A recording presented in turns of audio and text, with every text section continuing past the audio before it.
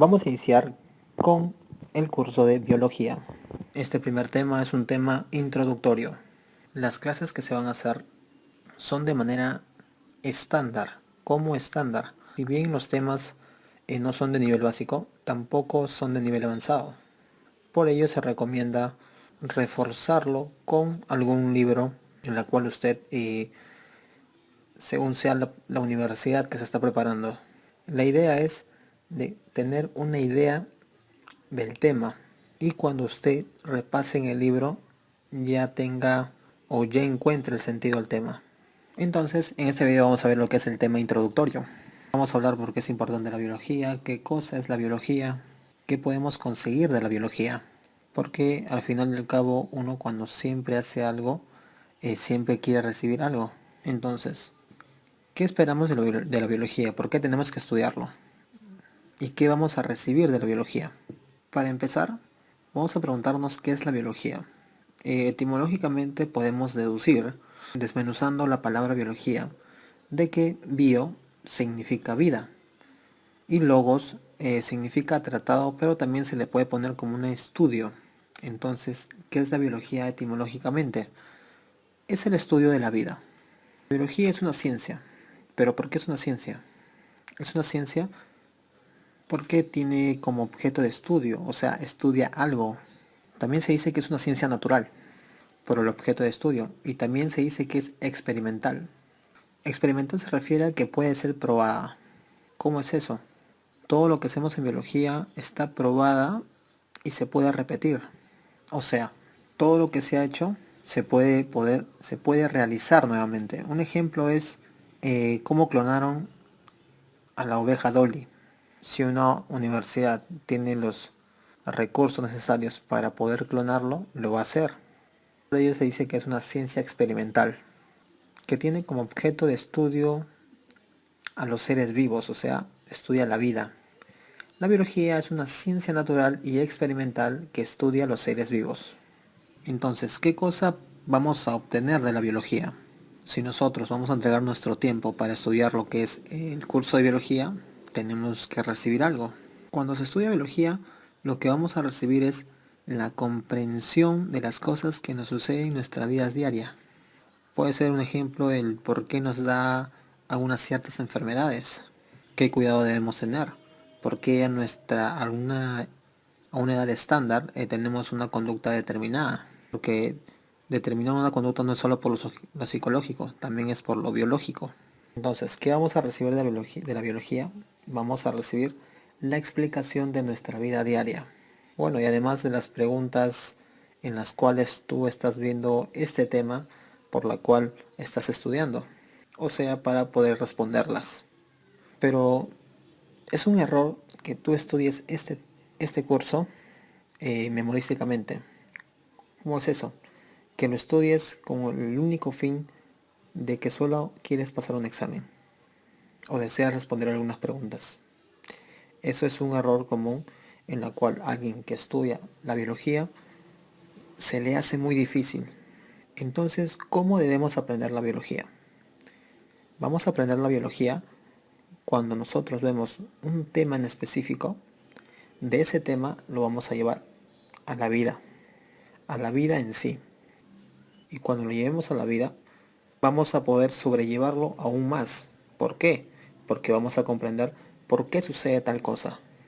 Conclusión, entonces no estudies un curso por el simple hecho de que tengas que pasar un examen. Estudia un curso para aprender del porqué de las cosas. Todos los cursos en los cuales tú tienes que estudiar no están puestas en vano. Lenguaje no está puesto en vano. Psicología no está puesta en vano. Historia no está puesta en vano. Álgebra, aritmética, geometría, todos esos cursos tienen un fin. Y si tú lo ves como algo de que tienes que memorizarte obligatoriamente por el solo hecho de pasar un examen, estás errando. Ahorita el fin es eso, sí, es cierto, pero si el objetivo es aprender y dominar, ese es el consejo que te puedo dar. Y como recomendaciones o notas, antes de ver un tema, en este caso un video del canal de Amor Sofía, lee el tema. Lee en un libro, en un boletín, en un compendio, pero léelo. Aún así no lo comprendas, léelo. Cuando termines de leerlo, lee las preguntas. Y si puedes responderla, a buena hora. Pero si no puedes, tranquilo. Luego de ello, ves el video, ves la explicación y punto por punto del tema en sí. Y luego vuelve a leer el libro. Y es ahí cuando vas a comprender. Y vas a poder responder las preguntas en la cual tu boletín, el libro lo está solicitando. Y si es la primera vez que estás viendo este curso, ya sea por videos en YouTube, en este caso en el canal de Amor Sofía, te recomiendo que lo escribas en tu cuaderno. No tomes foto, no lo guardes como un archivo, no. Agarra tu cuaderno y ponte a escribir y ponte a dibujar este tema, este curso, para que puedas reforzar lo que estás aprendiendo, sea la universidad que estás postulando, porque en sí la explicación de cada tema no varía mucho, varía en los nombres que cada universidad lo puede poner, pero eso lo puedes descubrir viendo el libro de la universidad la cual tú estás postulando, en este caso un libro preuniversitario. A nivel de la biología, aquí encontramos a los seres vivos, los animales, que somos nosotros, las plantas, los hongos, las algas, etcétera, etcétera. Vamos a ver las diferencias en seres vivos. Nosotros no somos iguales a una bacteria.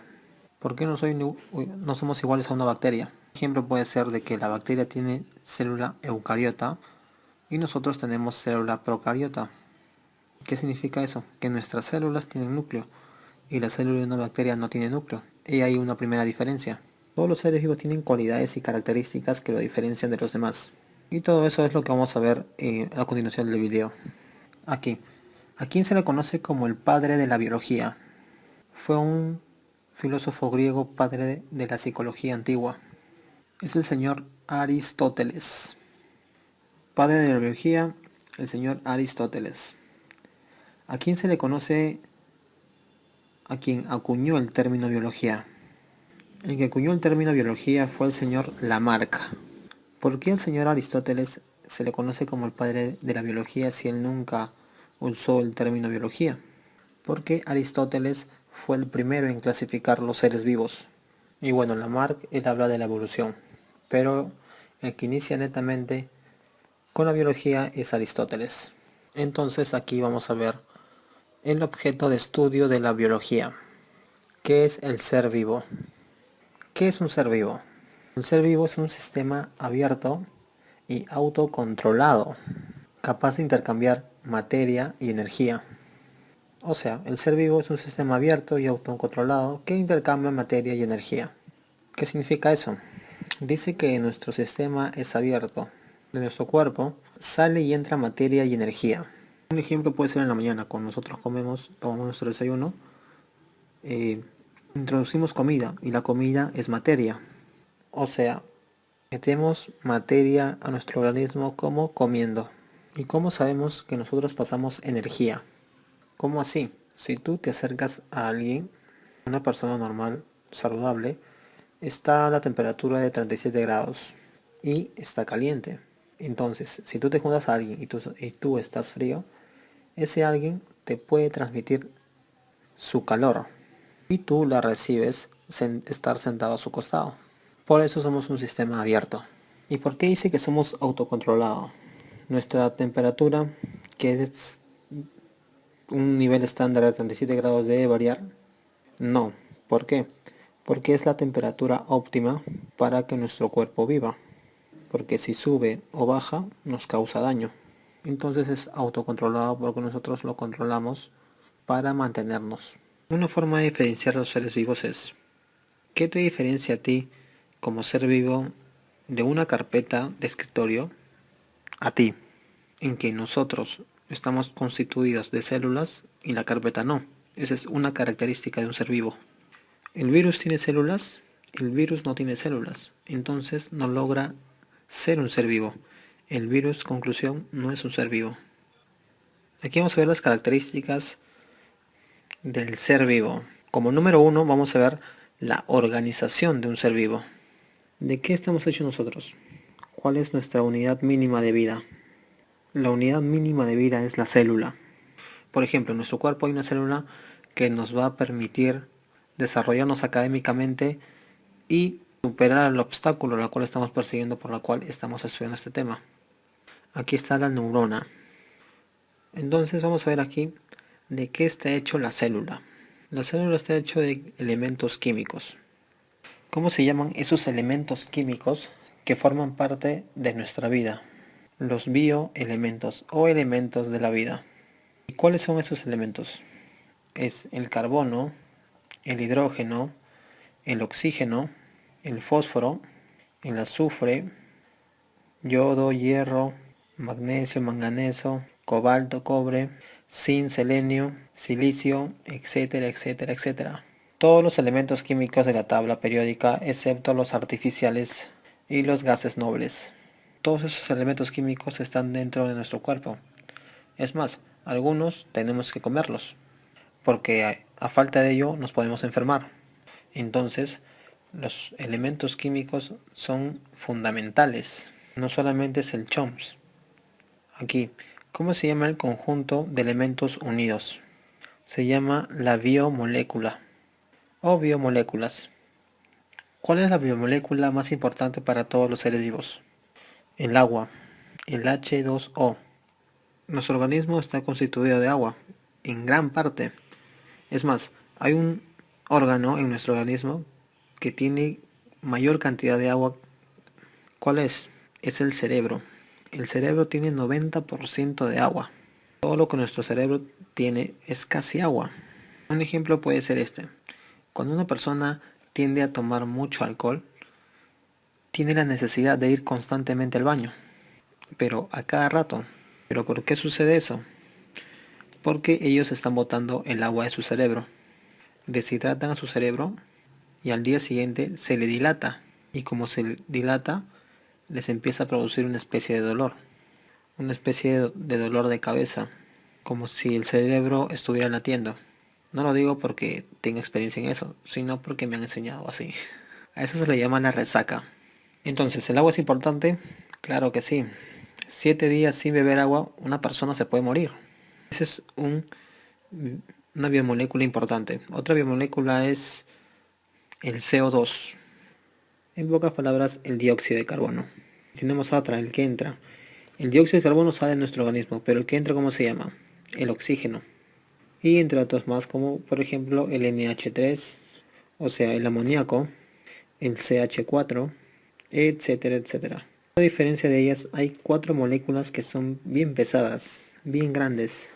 Por eso se le clasifica como las macromoléculas. ¿Cuáles son esas 4? Por ejemplo, esa que casi siempre tiene un sabor dulce y nos da energía, la glucosa, exacto. O sea, los glúcidos. Otro, el que está en nuestro cabello, en nuestras uñas, en nuestra piel, la queratina. ¿Cuál es? Es una proteína. Primera macromolécula, los glúcidos. Otra macromolécula, las proteínas. La culpable o la responsable de que las chicas tengan una especie de medidas en su cuerpo y los hombres tengamos nuestra contextura son los lípidos. Y por último, aquí está un grupo de moléculas que nos permite almacenar nuestra información genética. El ADN, el ARN, que en conjunto se llaman los ácidos nucleicos. Entonces, en las macromoléculas tenemos los glúcidos, las proteínas, los lípidos y los ácidos nucleicos. Ahora, antes de células y después de macromoléculas está un conjunto de moléculas asociadas. Se llama así, agrupación o asociación. Se dice que es más que macromolécula, entonces es agrupación o asociación de supramolecular, o sea, conjunto de macromoléculas asociadas que no llegan a ser vivos. Un ejemplo es, aquí está el virus, aquí también está el núcleo. El núcleo todavía no es una célula, está también aquí el ribosoma, también está la mitocondria y otras más. Y cuando todas ellas se juntan, recién forman una célula. Me refiero a las biomoléculas, macromoléculas y la agrupación supramolecular. Entonces, cuando hablamos de célula, recién estamos hablando de vida. Todo lo que vimos antes de la célula es nivel químico y después de la célula viene a ser nivel biológico. Ahora aquí, conjunto de células, o sea, conjunto de células similares que tienen una misma función. ¿Cómo se le llama eso? Estamos hablando de los tejidos. Un ejemplo puede ser conjunto de neuronas que me da un tejido nervioso. Otro puede ser conjunto de glóbulos rojos, tejido sanguíneo, o también conocido como la sangre. La sangre es un tejido, a pesar de ser líquida. Así como hay tejido líquido, también hay tejidos sólidos. Un ejemplo puede ser, el más duro que hay es el esmalte de los dientes. El esmalte de los dientes es el tejido más duro de todos nuestros cuerpos. Es mucho más fuerte que el hueso. Conjunto de tejidos. El conjunto de tejidos nos da los órganos. Conjunto de órganos nos da los sistemas. Y ese sistema que cubre al cerebro se llama sistema nervioso. Conjunto de sistemas nos da el individuo. Conjunto de individuos de una misma especie, aquí nos da la población. Ahora, conjunto de poblaciones que tienen un mismo ecosistema, nos da la comunidad. Y si decimos conjunto de comunidades, ¿qué nos da? Nos da el ecosistema. Todo eso es la relación de células, de tejidos a órganos, de órganos a sistemas, de sistemas a individuo, de individuo a población, de población a comunidad y de comunidad a ecosistema. Ahora pasamos a la segunda organización, a la segunda característica, disculpe. La primera característica fue la organización. Ahora vamos a ver otra característica. Se dice que es la capacidad de mantener el equilibrio interno. A eso se le llama la homeostasis. ¿Cómo así? Es todo lo que nosotros hacemos para estar en equilibrio. Un ejemplo puede ser a un individuo en un día de calor, de mucho calor. ¿Qué le provoca? Le provoca el sudor. ¿Pero por qué suda? Una persona cuando tiene mucho calor, su temperatura normal, que es de 37 que hemos mencionado, y si lo normal es 37 y el individuo tiene mucho calor, puede elevar su temperatura. Y al elevar la temperatura puede matar sus propias células. Entonces, ¿qué hace? Empieza a bajar la temperatura. ¿Cómo? Con agua. O sea, sudando. O sea, nosotros sudamos para que nuestra temperatura no suba de 37 grados. Un ejemplo contrario puede ser cuando tú vas por la calle y de repente se te antoja algo y ves a una señora que está vendiendo, puede ser papa rellena, es una comida peruana, pero la señora en su puesto ambulatorio no es algo higiénica, pero tú con hambre vas y consumes normal y al día siguiente amaneces con fiebre. Pero ¿por qué amaneces con fiebre si hemos hablado de que si sube la temperatura es malo? O sea, te has enfermado por ingerir ese alimento, porque esos alimentos que tú ingeriste, al tú comerlo, se han introducido bacterias y esas bacterias quieren hacerte daño. Y las bacterias están produciendo sustancias que te causan daño. Entonces el cuerpo, para que no te haga daño y sigas en equilibrio, lo que hace el cuerpo es empieza a subir la temperatura. En 40, 39, ¿para qué? Para matar a aquellos agentes que te hacen daño. Y cuando el cuerpo ya logró matar a todos esos agentes, ¿qué hace el cuerpo? Ahora baja la temperatura. ¿Cómo la baja? Sudando. Por eso es que cuando alguien ha tenido fiebre y después de tener fiebre empieza a sudar. Otro ejemplo, lo contrario de que cuando hace mucho calor puede ser cuando hace mucho frío. Cuando una persona tiene mucho frío, ¿qué hace? La persona tirita. ¿Y qué se le aconseja a la persona cuando está tiritando? Que haga ejercicio. Una vez que haga hecho movimiento muscular, va a empezar a calentarse para equilibrarse. Y aquí pasamos a otra característica de los seres vivos. Característica número 3. El metabolismo. ¿Qué cosa es el metabolismo? Es el conjunto de reacciones químicas que ocurre en el interior del individuo. Aquí hay dos tipos. Uno es el que construye y otro es el que degrada. Una reacción es el anabolismo. El anabolismo construye. En cambio, el que degrada, que es una reacción que degrada, se le llama catabolismo. ¿Y por qué decimos que el anabolismo construye? Es porque el anabolismo agarra moléculas simples, las junta en reacciones químicas y las convierte en una reacción compleja. Es decir, anabolismo va de lo simple a lo complejo. A ello se le llama la síntesis. Proceso de síntesis. ¿Cómo es eso? Que construye.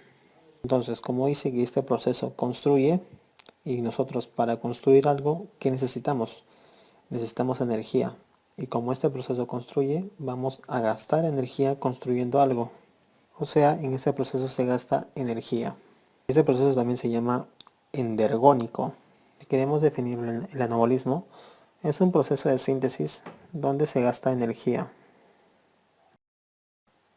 Un ejemplo es la fotosíntesis. La planta cuando realiza fotosíntesis toma la luz del sol y construye su nutriente, que es una molécula más grande, que es la glucosa. Y cuando construye, gasta energía.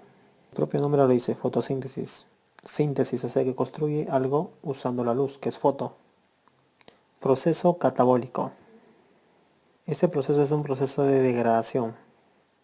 Ahora, cuando uno degrada, o sea, destruye, en lugar de gastar energía, lo que hace es liberar. O sea, este proceso de degradación también libera energía. Entonces, si al anabolismo, al gasto de energía se le llamó endergónico, aquí en catabolismo, a la liberación de energía le vamos a llamar exergónico. ¿Por qué? Porque libera. Ahora, cuando nosotros degradamos algo y se libera energía, cuando nosotros hemos comido, un ejemplo, un pan, pero todo ese pan grandazo no va a entrar a nuestra célula, por eso lo degradamos en la digestión. ¿Qué cosa hay en el pan? Hay almidón. ¿Y qué cosa hay en el almidón? Hay glucosa. ¿Qué cosa hay en la glucosa? Hay ATP, que es energía, o sea, nos da energía. Ya ustedes saben que la digestión empieza por la boca, por la acumulación de la saliva, luego lo masticamos, y luego pasa por nuestro tubo digestivo y aparecen los ácidos que lo degradan aún más y a chiquitito se puede ir a la célula y nos da energía. Porque si nosotros no comemos, nos vamos a morir. Un ejemplo también puede ser la respiración celular. Entonces vamos a ver a otra característica más. Cuarta característica, la irritabilidad. Pero ¿qué cosa es la irritabilidad? Es la capacidad de responder a los estímulos. Bueno, ¿cómo así? Todo individuo tiene que moverse. ¿Y cómo se mueve? Porque responde a los estímulos. O sea, todo individuo necesita cambiar de posición cuando una estimulación le hace daño. Aquí vamos a ver un movimiento que se da en las plantas. Es un movimiento especial. El movimiento de las plantas se da para crecer. Son movimientos en plantas orientadas al crecimiento. Ejemplo de movimiento en esta plantita es el movimiento tropismo. Pero no es el único movimiento en plantas. Hay otro movimiento en plantas que no se da para crecer. Por ejemplo, la planta carnívora. La planta carnívora no se orienta al crecimiento. La planta carnívora tiene como una especie de boca que siempre está abierta. Y cuando una mosca se posa dentro de ese, atracciones químicas que la misma planta emite y la mosca se siente atraída, la planta carnívora cierra y es un movimiento, pero es un movimiento que no se dio con el fin de crecer. Entonces a este movimiento se le llama nastia. Entonces, ¿qué es nastia? Es movimiento de plantas que no están orientadas al crecimiento. La planta carnívora es un movimiento que no genera crecimiento, pero este movimiento que sí genera crecimiento, que es el tropismo, ejemplo es en esa plantita. El tallo de esa planta crece en dirección al sol, crece en dirección del sol, que diga, en dirección de la luz del sol. Entonces ese tropismo le vamos a llamar foto. ¿Por qué? Porque su estímulo es la luz. Como es un movimiento que es orientado a crecer, será fototropismo. Y como está orientado a la luz del sol, cuando se acerca será fototropismo positivo. Y si se aleja será fototropismo negativo. Ejemplo de negativo es la raíz. Al contrario del tallo, la raíz no crece en dirección de la luz. Por ello, la raíz, al no crecer en dirección al sol, se le denomina como fototropismo negativo. Por ejemplo, más usando la plantita, es ese tallo de la plantita crece en dirección opuesta a la tierra, porque ustedes saben que la tierra al tener gravedad nos jala a ella. O sea, la planta tendrá un tropismo usando como ejemplo la tierra será geo, porque geo significa tierra. Geotropismo, pero como va contrario a la tierra, ya no es positivo, es geotropismo negativo. Al contrario de la raíz, que es geotropismo positivo. ¿Por qué? Porque la raíz está orientado a la tierra, a donde le está jalando. También puede ser con respecto al agua. Las plantas se acercan al agua, entonces sería un hidrotropismo positivo también. Así como, así como las plantas se mueven, también hay movimientos en animales. Pero en las plantas ya no se llama, en los animales ya no se llama tropismo, en los animales se llama taxia. Entonces, movimiento en animales, taxia. Un ejemplo vemos a la polilla. Cuando nosotros apagamos toda la luz de nuestro cuarto o de nuestra casa y prendemos solamente un foco, hay una polilla que está ahí siempre molestando. Pero la polilla no va porque hay calor, va por la atracción a la luz. Y como esa la luz es foto, y como este movimiento en animales se llama taxia, se llama fototaxia. Negativo o positivo.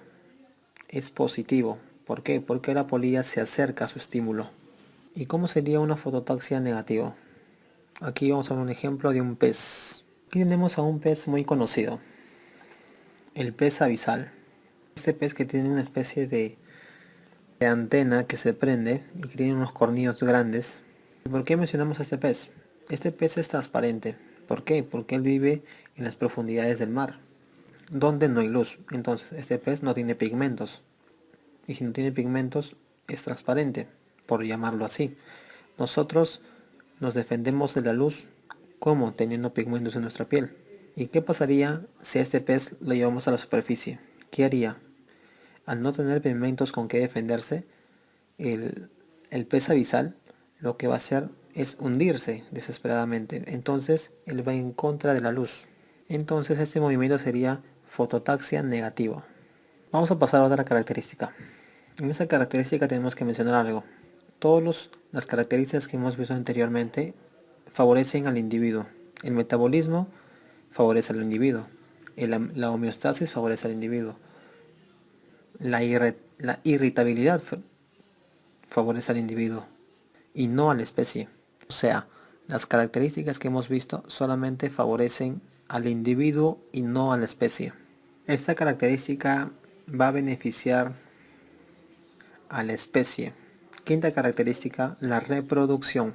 Aquí en la reproducción se genera o se da un gasto sumamente de energía, tanto así que en algunos individuos les produce la muerte.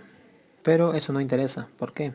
Porque aquí lo que se busca es proteger a la especie y no al individuo. Un ejemplo puede ser la mantis religiosa. La mantis religiosa cuando está en una posición para copular, sus brazos lo hace en forma de X. Y el macho cuando va a copular pone su cabeza entre sus brazos. Pero el macho sabe que va a suceder eso. Y lo que hace la hembra solamente es mover los brazos y le corta la cabeza al macho. Pero el macho está copulando, aún así muerto sigue copulando. O sea, el macho se sacrificó con el fin de que él tenga hijos y favoreció a la especie. Luego de que la hembra haya roto la cabeza, lo que hace la hembra es agarrar la cabeza y se la empieza a comer.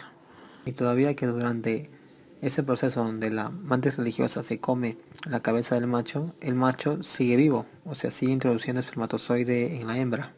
Otro ejemplo puede ser la viuda negra, pero por algo se llama viuda negra. Lo que hace la viuda negra es, cuando está copulando, mata al macho. Lo mata y luego de copular, lo que hace con los huevos es introducir dentro de los huevos en el cuerpo del macho, para que así las primeras crías tengan su propia comida, que es comerse a su papá. Otro puede ser el pulpo. El pulpo, el macho, introduce su tentáculo a la hembra para introducir los espermatozoides. Y cuando quiere sacarlo ya no puede, así que su tentáculo se rompe, se parte. Y ese animal en unos días termina muerto. Tú dirás, y bueno, aunque sea la hembra sobrevivió. No, la hembra tampoco sobrevive. ¿Por qué? Porque cuando la hembra tiene los huevos y los huevos revientan, lo que hacen las crías es comerse a su mamá. Porque es su primera comida, si no, no pueden sobrevivir. Por ello que se dice que la reproducción se gasta energía y se gasta tanto hasta que se puede dar la vida. Hasta que se puede perder la vida. La reproducción es una capacidad de tener descendencia. Y esta característica, la reproducción, ¿a quién favorece? Favorece a la supervivencia de la especie. Aquí hay dos tipos de reproducción, la reproducción asexual y la reproducción sexual. Esas dos favorecen a las especies, pero se diferencian. ¿Por qué? Porque en la reproducción asexual no se usa gametos, o sea, es sin gametos, y en la reproducción sexual es con gametos. Cada una de ellas tiene sus pros y sus contras, o sea, algo a favor y algo en contra. Algo a favor de lo asexual es que se gasta poca energía, se hace más rápido en menos tiempo, o sea, ahorra tiempo y energía. En cambio de lo sexual, se gasta energía, se pierde tiempo, esa es la diferencia. O sea, la sexual no tiene que formar gametos, porque no necesita nadie. En cambio, la sexual sí tiene que formar gametos y tiene que hacerlo con alguien. Aquí tenemos en lo asexual, tenemos a un gameto femenino que es el óvulo y luego el gameto masculino que es el espermatozoide. El proceso de la fusión del óvulo con el espermatozoide se llama fecundación. Cosa contraria que en la reproducción asexual no sucede, no hay fecundación. Aquí en ejemplo tenemos a una hidra en la sexual. Esta hidra imaginemos que le salió un granito. Este granito cayó y creció y se formó otra hidra. Este creció por mitosis, cayó en el suelo y creció. Pero siguió cayendo otro. Primero eran dos, ahora son cuatro. Y así sucesivamente. Y todas son iguales. Por ejemplo, de las sexuales la estrella de mar. La estrella de mar tiene 5 partes, como 5 patitas. La estrella de mar no necesita usar gametos, o sea, no necesita a alguien. Lo que hace es que se le cae o se le corta una patita y de esa patita nace otra estrella de mar, una estrella de mar idéntica. Esta reproducción asexual podría suceder en nosotros, o sea, de un pedacito de nosotros podría nacer otro individuo, sí, pero en forma artificial. O sea, pueden agarrar un cabello de nosotros y pueden hacer un individuo igualito a nosotros, pero de forma artificial. Aquí en la sexual, cuando se fecunda, se requiere mucho tiempo. En este caso en los humanos demora 9 meses. En los elefantes demora 2 años. Por ello se gasta tiempo. Pero la diferencia de sexual a sexual es que aquí en la fecundación con gametos los hijos salen diferentes. Porque en la sexual los hijos salen iguales. Aquí en la sexual a esa diferenciación se le llama la variabilidad genética. Y este proceso ayuda a la supervivencia de la especie. Si te gustó el video, puedes darle manita arriba, te puedes suscribir, te puedes unir al grupo de Facebook Amor Sofía, le puedes dar like a la página, puedes estar pendiente de los videos que se van a subir continuamente. Hasta el próximo video.